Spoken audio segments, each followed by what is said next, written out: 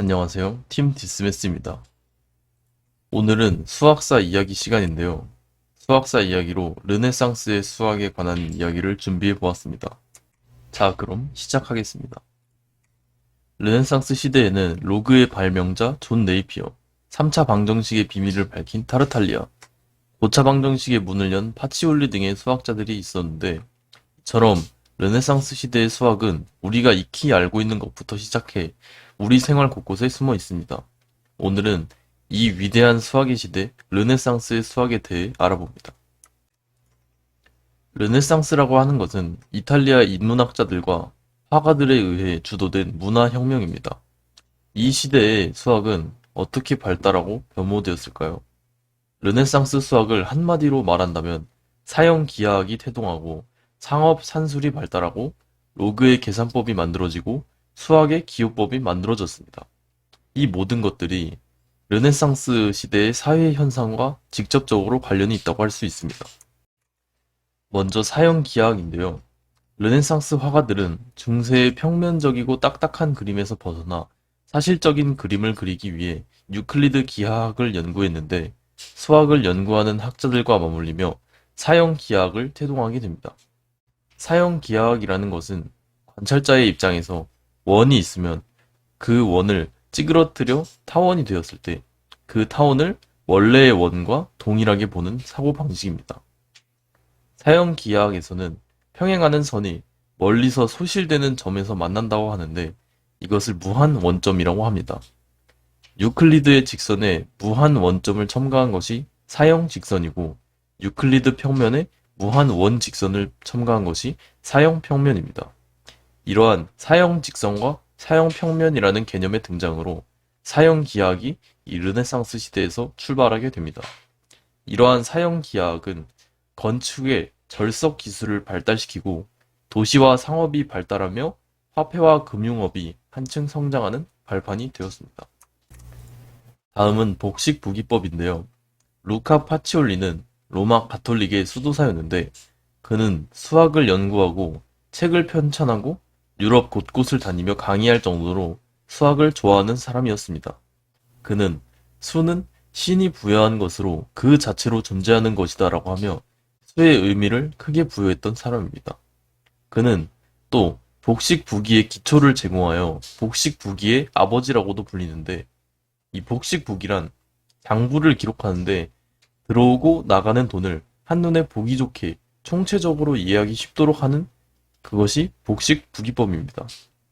고려시대 때 개성의 보부상도 이 복식부기법을 사용했다고 전해지며 유럽보다 먼저 복식부기를 사용하여 우리의 한 민족도 우수한 민족이었던 것을 알 수 있습니다.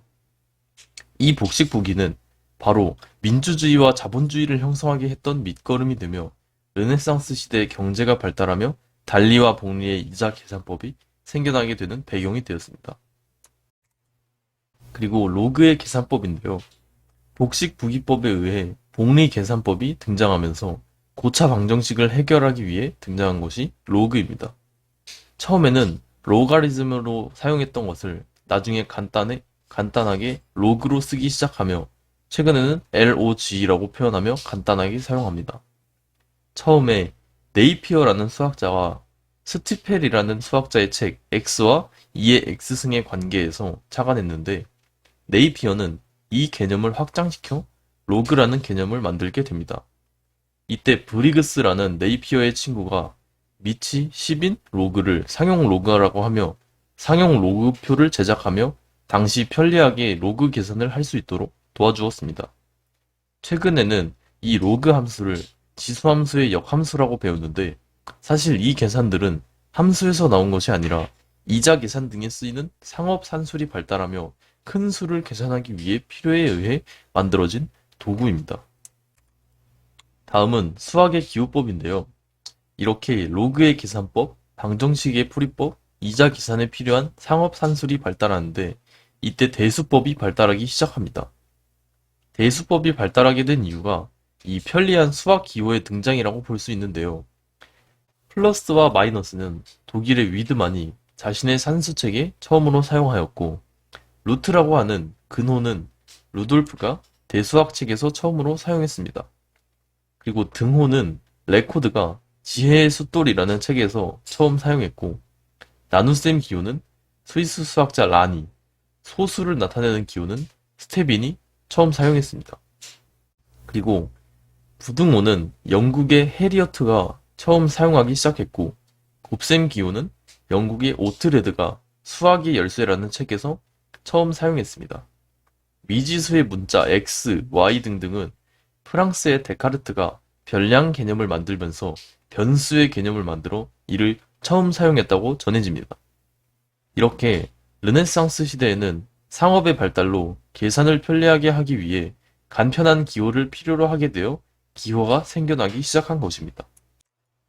자, 이렇게 오늘은 르네상스의 수학에 대해 알아보았는데요.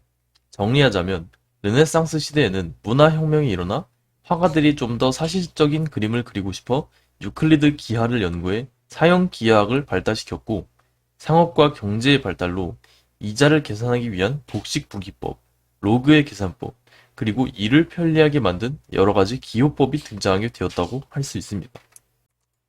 오늘은 여기까지입니다. 들어주셔서 감사합니다.